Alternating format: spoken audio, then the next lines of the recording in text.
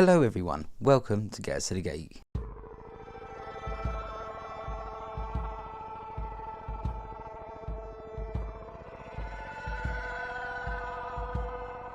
Today we're going to be taking a look at Harry Potter and the Prisoner of Azkaban. Well, everything wrong with it anyway. The film opens up to one of my favourite openings with the WB logo flashing in and out with the Lumos Maximus test spell. Test spell? Something like that. He's practicing it anyway.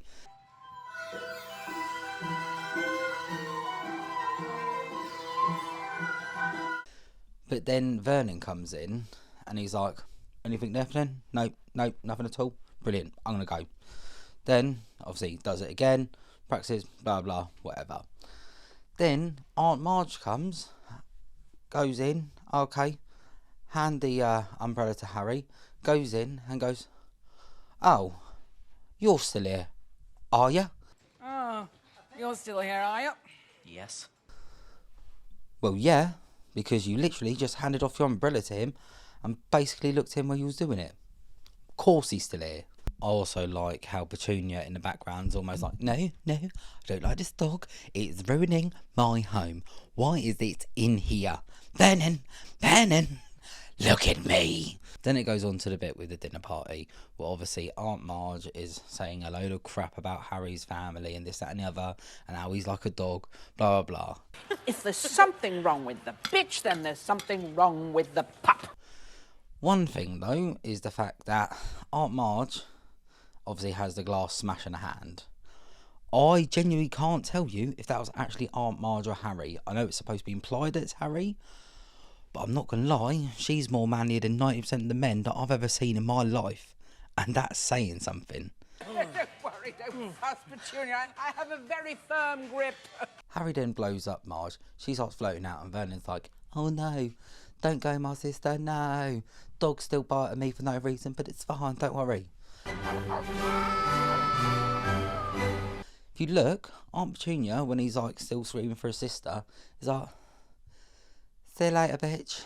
Yeah, could have taken your dumb mutt with you, but it's fine, don't worry about it. He's just going to ruin my place until you come back down, but it's fine. Don't worry about it, mate. Don't worry. See you later.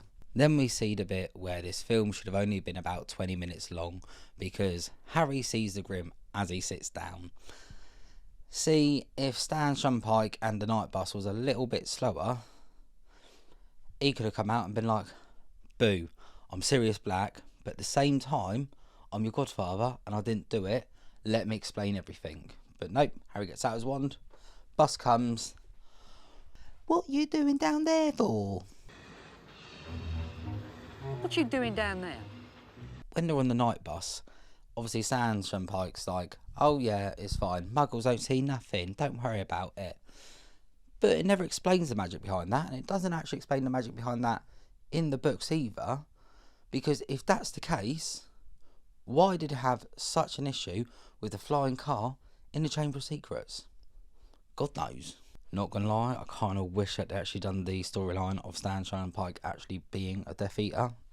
That could have made it a little bit more interesting. The one thing that will always annoy me is how they screw up where they're supposed to be going in London. Because where the Leaky Cauldron is on the south of like London, like that kind of bit. I think it's like SE4 or whatever it is. But the way they're going is like going towards like central London.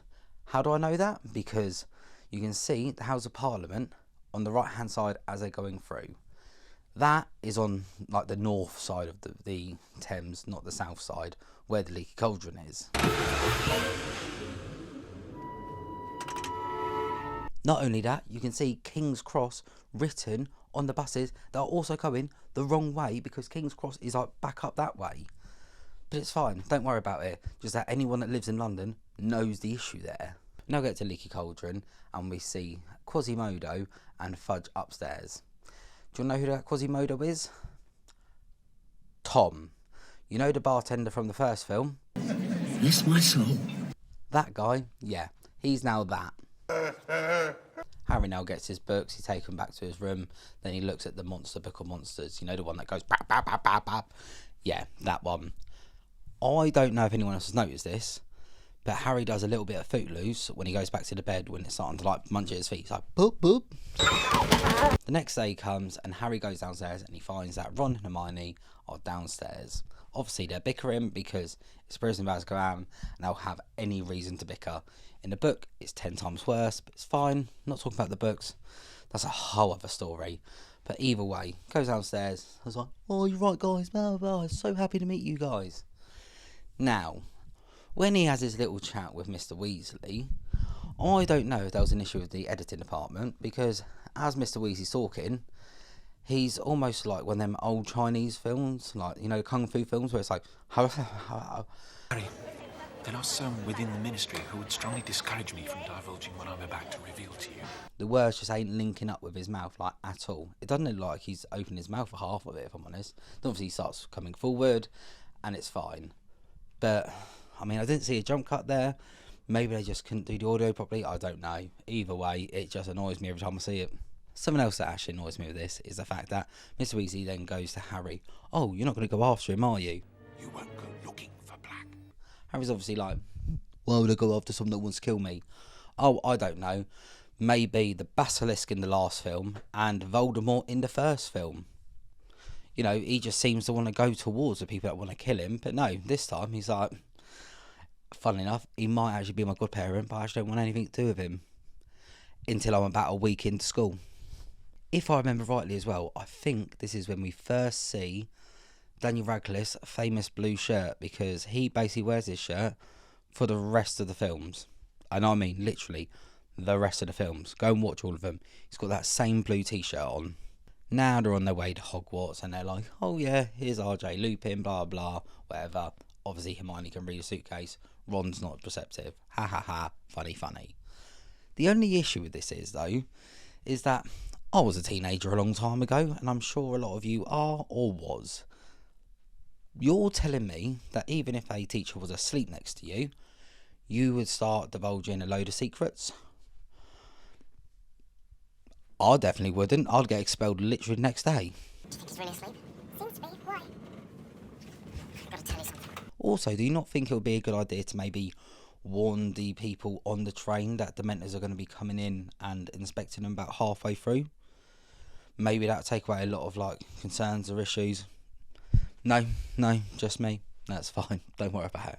After the Great Hall, they then go up to see the fat lady who's obviously trying to break a bit of glass with her voice. Doesn't quite work, but it is. Anyone who knows the books and has seen the deleted scenes knows that Sir Cadogan, however you pronounce it, is in the background and is hilarious. He's like, oh, I've got a fake horse. And then, oh, what is her singing? You can actually hear him say, what? It's great. Just, honestly, look out for it next time you see it, because it is just great. And any other time you see him in the background, it's comedy gold. Fortuna Major. First lesson back of the year. And what is it? Divination. How did this woman get her job? Obviously, blah, blah, Grim, whatever. Grim kind of makes sense because dog, whatever, but it still means that Death Omen. I mean, technically, Harry dies. She is... That's the worst thing. She is technically always correct. But she doesn't know that she's correct. The noble art of divination. And this is the issue, because she just makes wild accusations and they just seem to come to fruition. Don't believe me? Go back and watch the films and think about everything that she said, because it all comes true. Surprisingly. Now we finally get to see Hagrid be a teacher. And he is debatably a good teacher, maybe not the most responsible one, because obviously gets Harry to do the whole bow thing, goes up, pets him, blah blah. I wouldn't then put a student on the back of a hippogriff and be like, see you later. I mean, I'm assuming he's telling the rest of the class other things about hippogriff while Harry's away, but then isn't he then just going to have to tell Harry everything about that when he then gets back down again? Or they all just sitting there in silence like, it's a nice day today, isn't it? Yeah. You good with money? Yeah, I'm alright, Ron. Good. I mean, he's been up there a while, hasn't he? Yeah, I think he has. I reckon he'll come down soon. Yeah, me too. Also, Draco, he did have it coming to him, and if they actually done the court hearing properly, they would have taken all of the students in that class and been like, can you tell us exactly what the idiot did? They would be like, it was an idiot. He just walked up to the thing after being told that he's a very proud creature, didn't bow or anything. He just went up to him and was like, blah, blah, blah, blah, blah. Attacked him. Not my issue. Can also just point out the fact that every single extra clearly wants to be a Gryffindor, because that I'm aware of, the only boys in Gryffindor in, the 3rd year now, is Seamus, Dean, Ron, Harry, Neville. That is it. That's exactly what it says in the books. And I'm pretty sure they kind of kept to that in the films. That I'm aware of, all of these lessons are only supposed to be for the 3rd years, unless they have interchanging year lessons. I don't know. I'm assuming not, though. But who the hell are all the rest of them? Because in Hagrid's lesson, there's at least another, 4 or 5 boys, couple of girls, all Gryffindor. Literally all Gryffindor. Why? Now we get to see the best Defence Against Dark Arts teacher that's ever been in one of these films. Or at least in my opinion anyway, and I'm sticking to it. I don't care what anyone else says. Okay? Now, I have got one gripe with this lesson though, is the fact that Harry is probably halfway in that line. Why didn't Lupin just go to him? Look, mate, I'm probably gonna have to dismiss the class after you've done your one, so if you don't mind, just kind of go to the back, and then everyone else can have their turn and have a bit of fun, and then I can just dismiss it at the end when everyone's had at least one go. Sound good? Solid. Now everyone's getting called to go down to Hogsmeade, and Harry can't go because obviously Vernon is not going to sign that slip, and neither was Petunia. McGonagall, I get she's also trying to protect him, but let the kid have a little bit of fun. He might have not seen you out in the pub if you actually let him go. This does lead on to one of the best scenes probably in the franchise though, with Harry and Lupin's talk on the bridge. And basically Lupin saying, I definitely fancied your mum, but I'm going to be Dumbledore about it.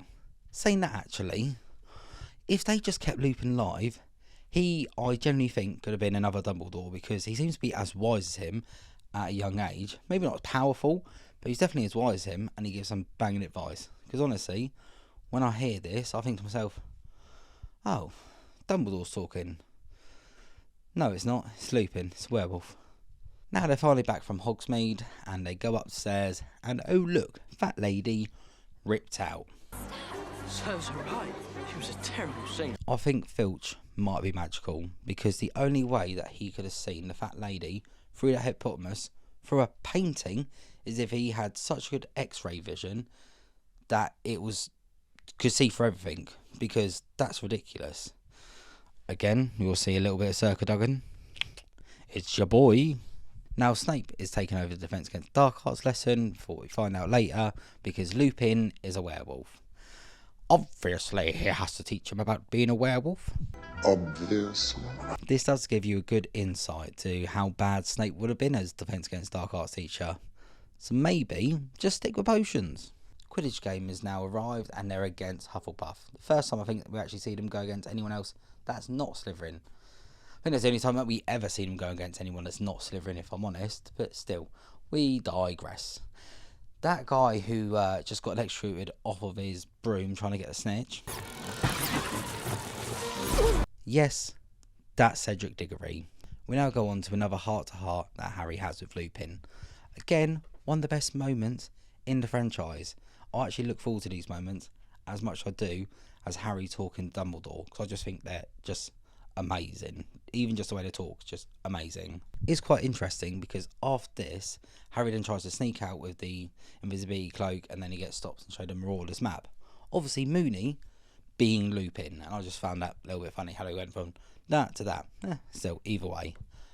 But please tell me, how does Fred and George know how to use that map? Like, at all?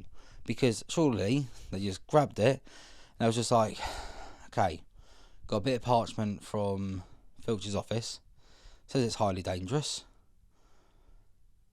it's just paper, let's try and do something with it.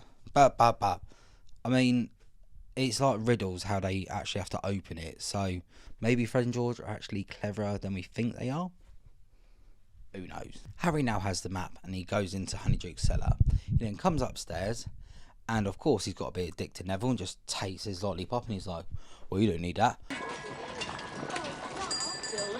We never actually see him use it or eat it or anything. We just see him just floating around with it to begin with.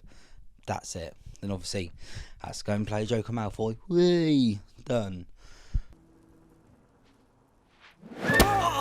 Then Malfoy, Crabbe and whoever the other kid is just go away. The only thing is with this though is Ron doesn't realise it's Harry. As sharp as they come Hermione, she realises right away. Ron on the other hand, he's just like, who's this ghost? Obviously Hermione's like, stop it Harry, and he's like, oh I know who it is now. He knows it's Harry. I'm sorry, you cannot convince me he doesn't know it's Harry. Harry! Bloody hell, Harry. We now see Hagrid let McGonagall and Fudge out of the sleigh. They then obviously go upstairs, blah blah, have their drink and everything. Again, another issue with this is door just opens up like it would if a person was supposed to come in. Rosmerta comes over like, yeah, always says that. Sorry about that, guys. I was just, yeah, we're all good to go. Now, tell me what this is all about. Sorry, no, that ain't how doors work. Even with a strong gust of wind, it would not go open like that. And again, it will do it on its way out as well. She'll just be like, it's that wind again. Obviously, nah, I swear I locked it, but obviously that wind's so strong, the lock's picked. After Harry finds out that Sirius Black is his godfather and he's supposed to be the person who was kind of in control of his parents' death, I guess, however they explain it. Sirius Black may not have put his hands to the Potters, but he's the reason they're dead. He then goes off to have his little cry and sulk in the forest, like probably most of us would, let's be honest. Apart from the fact that when Hermione pulls over the thing, he looks up and he's like, oh, he's smouldering for one. Doesn't quite work, you're not old enough yet, Harry. And secondly, no tears. Not even puffy eyes. We just heard him doing a little No, there's no evidence of him crying at all. That's just another thing that I have a little issue with, because they could have easily sorted it. We're now seeing Lupin teach Harry how to do Expecto Patronum, to do his Patronus, to keep the Dementors away. Now, this is a good scene because we actually see how young Harry is in the mind and how he has to kind of grow up at this point as well, because his first thought is like, oh yeah, first time I got into a broom. Don't get me wrong, it was probably a great memory for Harry, but it was also dealt in all the other stuff like him being angry at Draco and rah. When he actually then picks his memory, I had it as a dead cert that he was going to pick when he saw his mum and dad in the Mirror said. He doesn't. He does it with like some fake thing with kind of a similar thing to it. But yeah, but I think after he actually does that and we see a bit more of like emotion from him and him accepting the emotional distress that he's went through, and that's actually what makes him happy as family, I think that's when we start seeing Harry be more of an adult throughout the rest of the films. The group all then go down to the river to see Hagrid after the trial. This is probably one of the first emotional parts of the film, because we can see how upset Hagrid is about Buckbeak having to die and stuff like that, how they couldn't have done anything about it. Maybe they actually just asked the kids what's happened, then maybe Buckbeak would have actually been spared. I digress. Either way, it's quite a touching scene, especially before the next bit when we find that Harry likes sneaking out at night because he sees dead people in his map. See, I quite like this bit because obviously you see Harry going around, he's trying to follow the map and everything. The only thing that I would say though is that I think it would have been cooler if they actually done like a little thing of the rat going past him as he actually has his wand out. But also, this is the one thing I have of this. He would have seen Snape coming a lot sooner. I know he was focusing on Pettigrew, but he just still would have seen Snape coming a lot sooner. And also we see how quick Lupin comes up behind him. We also would have seen Lupin's name come up as well. Actually, would the map put him down as Moony because he's one of the creators of it? That'd be interesting to know. This is when Lupin takes Harry into his office and basically admits that he is one of the creators of that map, or if not, he has had that map at some point. Because Harry thinks it's only him, Fred and George at this point who know about that map. But Lupin's very obviously going, yeah, it's a map, Harry. No shit, I'm Mooney. Well, that's at least how he should have said it, because that's basically what he's saying. Now all three of them have decided to turn up to Trelawney's class this time. I actually have no issues with this. Trelawney is speaking the dead's honest truth. That is exactly what Hermione is. She's become old and crippled, like the pages she seems to put her life into. Obviously not lying, but still, you get my point. She is basically like that. She needs to lighten up a little bit. We see Hermione took that personally and then took it out on Malfoy's face, because the next thing we see is them walking outside and Malfoy and whoever the other two are, I don't know if it's Crabbe, Goyle or Tom, Dick and Harry, I don't know, but basically Draco and two other people stand there to watch Buckbeak die. They're like, get away, yeah, bah. Yes, that's my sassy Hermione. I don't practice it daily, so natural talent, what can I say? Golden Trio then go down to Hagrid's hut and try to consolidate him. Well, he's trying to hide something that Star Wars would easily sue Harry Potter for, because that, I'm sorry, is in the Mos Eisley Cantina. The kids get knocked on the head. They see Fudge and Dumbledore and the Executioner come down. So obviously they then scuttle off and then look and they're like, oh no, what's going to happen? Then they go upstairs. Now, here's the issue.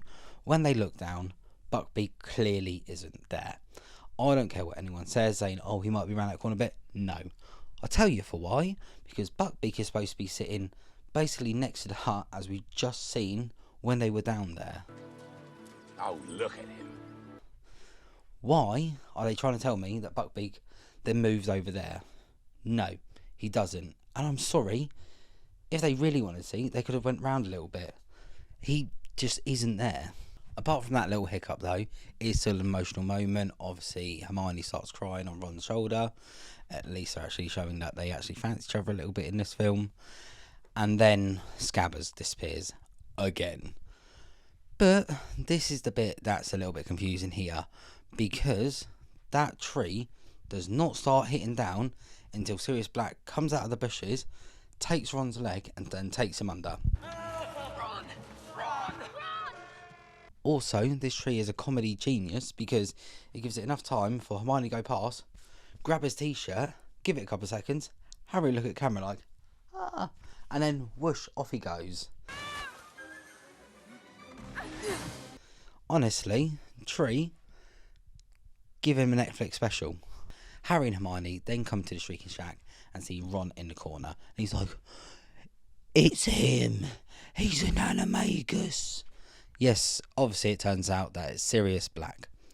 Why is he standing in the corner though? And behind the door he's like, dramatic entrance like Snape. Because in all honesty, I have no idea why he's doing it, unless it is for a dramatic entrance. Then obviously Lupin comes in, they try to explain everything to Harry, and then this is the bit where I'm going to sound cruel. If they really wanted to show it was Peter Pettigrew, they know that when Animagus obviously die, they go back into their human forms.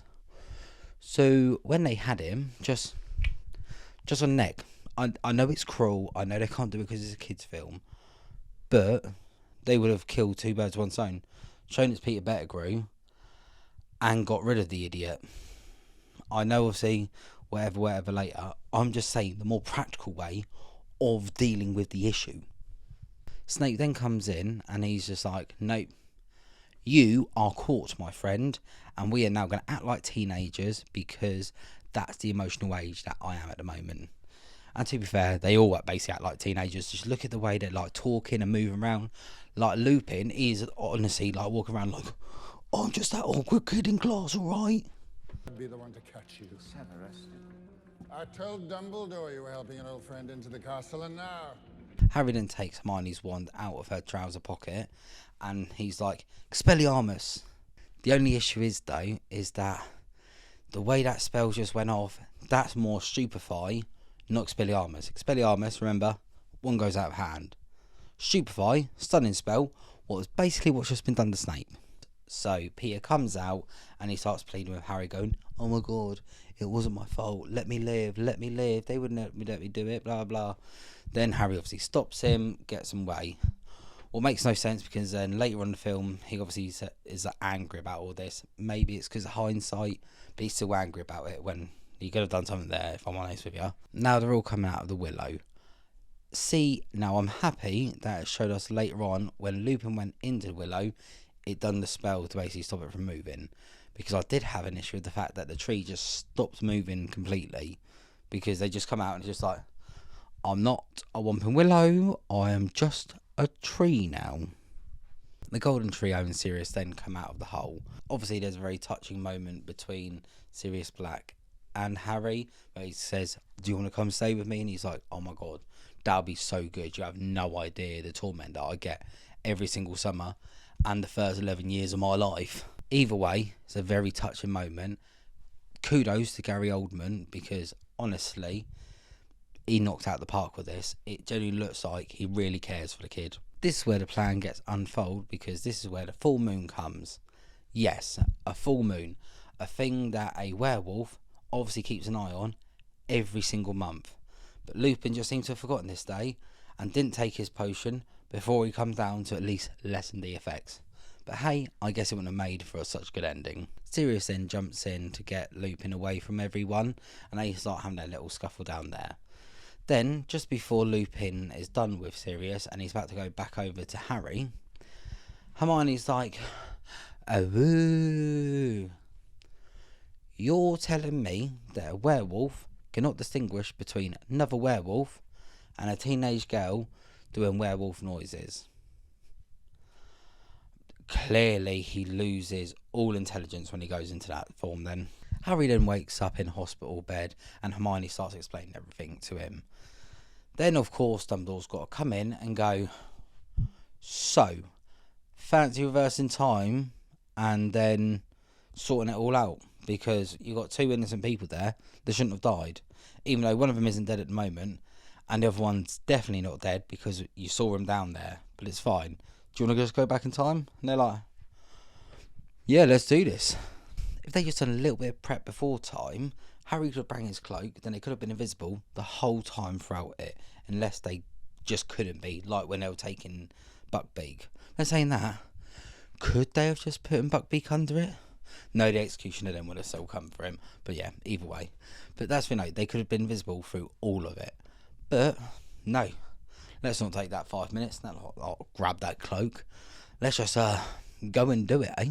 Harry then comes and saves himself with the Expecto Patronus and he comes out as a beautiful stag, one with the antlers. His excuse for being so good at doing this Patronus now is the fact that he knew he could do it before, so he knew he can do it now. Hermione's right, that doesn't make any sense. But hey, if it works in the film, it works in the film, alright? See, I know Hermione later on basically says, "Harry, they're killing you." He actually looks okay in this scene though. Sirius on the other hand, he has like his soul literally coming out of him. But Harry's, he's just there like, I can take it. There's no effect to him, really. I mean, there clearly is a little bit, but he doesn't really show it, if I'm honest with you. Harry and Hermione then go up, use Bombardier in a cell, let him come out, give him Buckbeak and basically go away. Just go away, keep yourself safe. It's fine, don't worry about it. And they go upstairs, and Dumbledore's like, "Well done. You've done a great job. But I'm not going to let you know that I know any of this, and this is all part of my big plan. Alright? Peace." Unfortunately, the end of the film is where it unravels all the goodness, because Harry gets his little firebolt, and the last scene is Harry's face getting smushed away because they're trying to do a fast effect. And it's just like, do you know what? I'd rather have taken the points or the cheesy ending after Chamber at this point, because that is ridiculous. Thank you everyone for watching. Anyone who's not subscribed, please give us a little sub, and anyone who likes it, just give us a little thumb up. That's all I ask, really. Apart from that, catch you next one. Goodbye.